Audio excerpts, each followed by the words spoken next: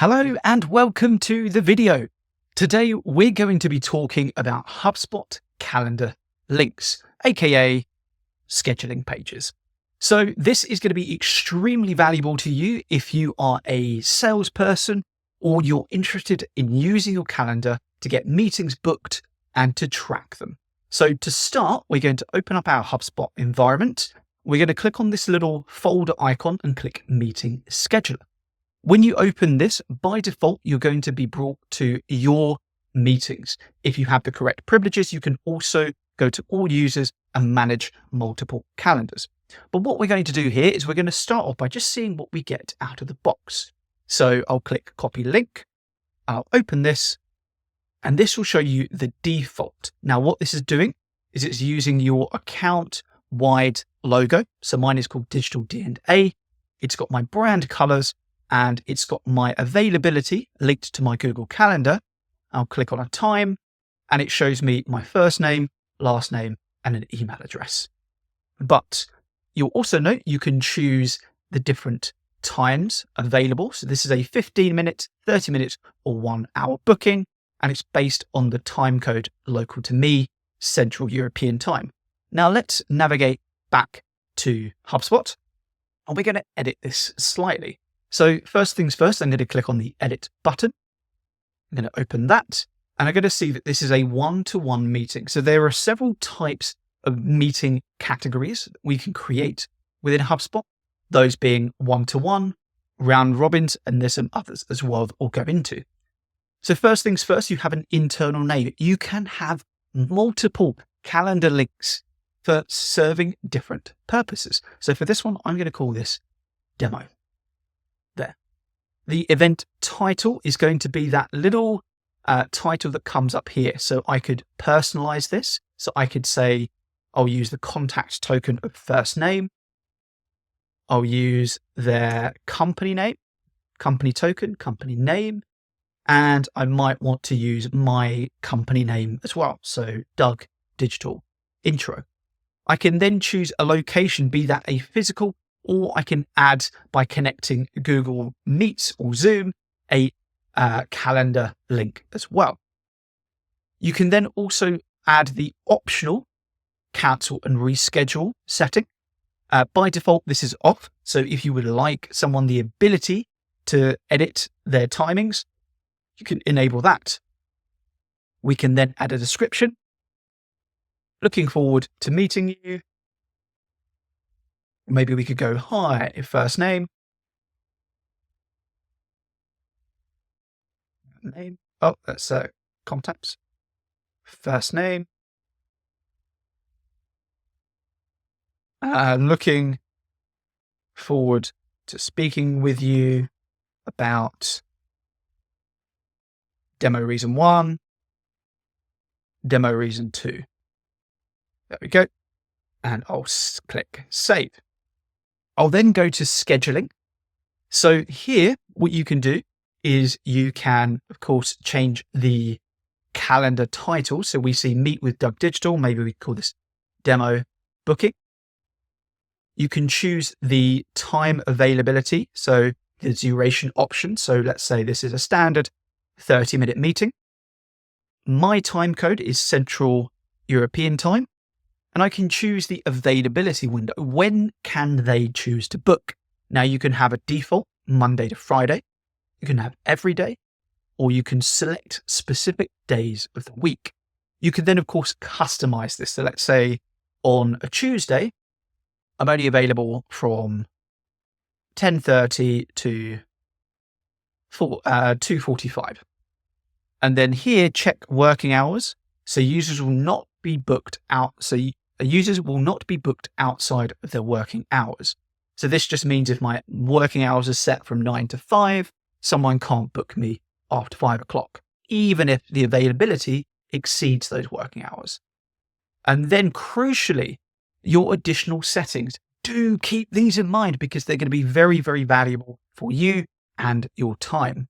So we saw at the top, it was organizer avatar, which is going to be this image here. But perhaps you want to add a custom image. Maybe you've got a nice illustration for a demo booking, or you just want to use your company image there. So I'll leave that as organizer avatar. Very useful if you're setting this up for multiple people.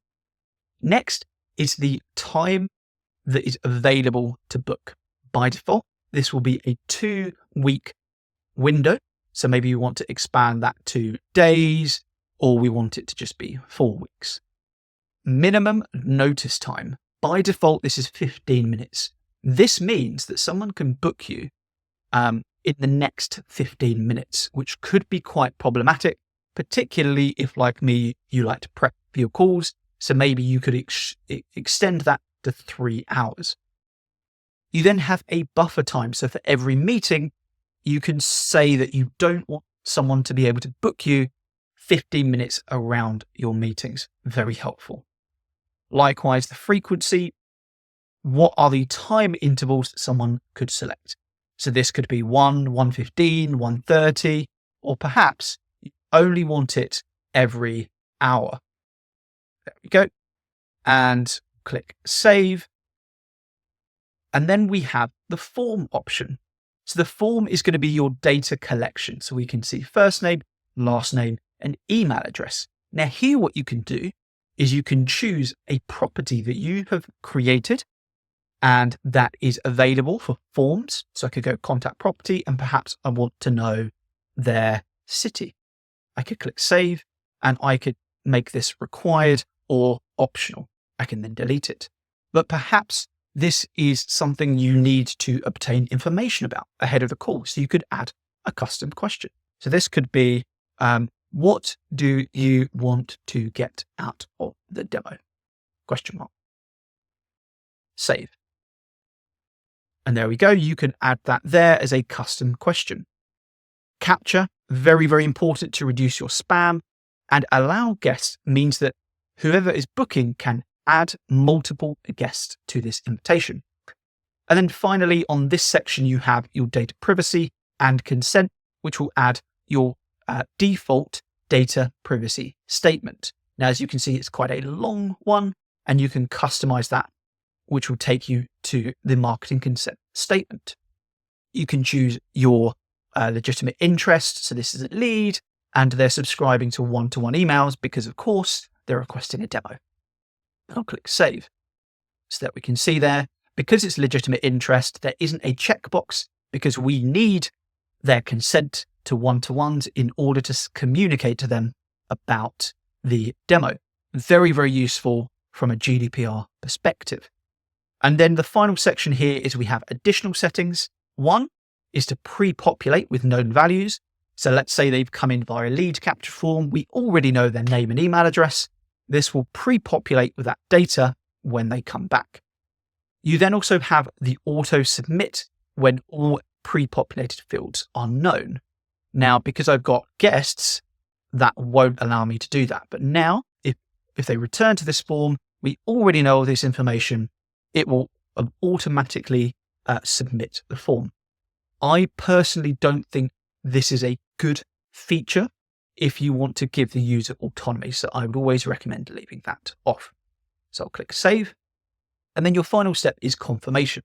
So you can display the default, which is this one here, which will show a confirmation and the time of their invitation, or you could redirect them to another page. Now, this could be quite useful because you could have a page that displays dynamic information about that user. So that you hit the page and it could say, here's the date of your meeting, and it could reference their name, and it could give them a little bit more context. So if you have that, definitely worth enabling it, and it allows you also to track the user behaviors when they hit that page. But for now, we'll leave it to default. And the final option is that if you have commerce sections, you can, of course, enable collect payments. So I'll need to uncheck which feature was it? It is the scheduling. So if I can just go back and say that we disable that and save, that will allow me to collect payments. So then I can choose my payment link. So there we go. So then people will be able to pay in order to book that meeting. Really fantastic if you offer a paid meeting or paid consultation. I'll cancel that. So the final thing to note is you have an automation tab. And this is going to be where you see your confirmation email and your pre-meeting reminders. Now, the great thing about your pre-meeting reminders is that you can schedule them at different intervals. So 1 day before, 3 days before, and even hours before. And you can, of course, customize that message. Crucially here, though, it doesn't customize every one of those individually. You are effectively creating a standard reminder. So no matter how many reminders I add, up to 3, all of them will follow these subject line and body templates. So the final thing you can do here is, of course, send a test email. And then when you're ready, it's time to copy the link and preview it. And there we go. So it's changed my time intervals here, 30 minutes. I'll click there.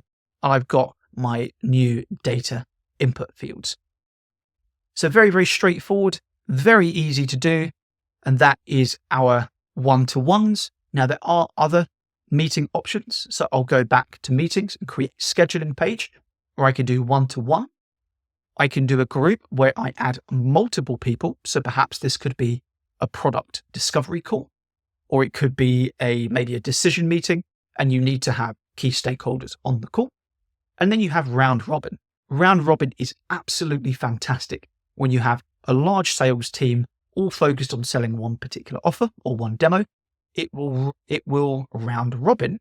So it will, as they say, automatically distribute to a person on your team based on criteria that you set.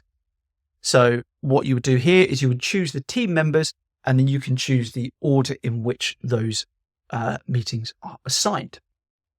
Now, the final thing to note here before we close out for this video is that you have a summary of your meetings and you have your conversion rate. So some really good little metrics. So if you have multiple meetings, maybe you have different data capture, different visuals, different descriptors. You can come here and you can compare and contrast the views to the meetings booked to see which one gives you the best conversion rate. And there is one final thing that I haven't mentioned, which is that for each of your meetings, you'll notice there is a scheduling link. So if you create a new meeting link, what you can do is I'll go create scheduling. I'll whiz through this link and I'll go next. Is if you have multiple domains, you can choose a different domain and you can also customize this. So this could be demo booking. So this could be your domain followed by a custom URL link, and you can see that displayed up here. So very, very useful, nice bit of personal branding, and you'll be good to go. So if you want to just double check that URL, you can go to your settings and then go to your general, and you'll see at the bottom here, you've got your meeting domain and you've got your standard URL there. And you'll say the default one is going to be our demo. So you can copy that, paste it into your email signature, and you're good to go. So I hope you found this interesting. If you have, let me know in the comments below. And if you have any more questions about HubSpot, I want to see more, let me know and I'll record some videos. Until next time, I've been Doug Digital. Ta-ra.